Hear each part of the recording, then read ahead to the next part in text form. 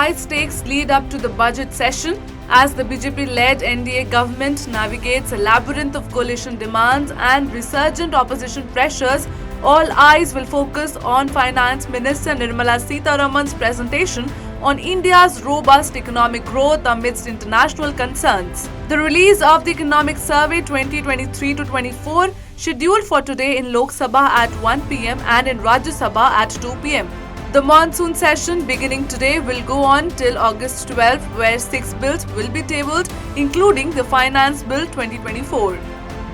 Opposition leaders at Sunday's all-party meeting united to criticize ADG Meerut Zone's directive.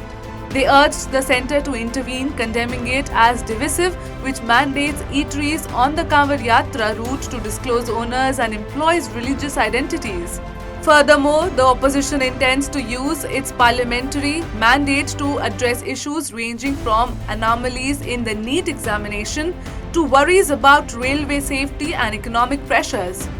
With economic uncertainty and fiscal concerns, Finance Minister Nirmala Sitharaman will present the Union Budget on Tuesday. Intense discussions and legislative deliberations will shape India's socio-economic trajectory in the upcoming months, during a crucial parliamentary session marked by coalition difficulties and opposition unity.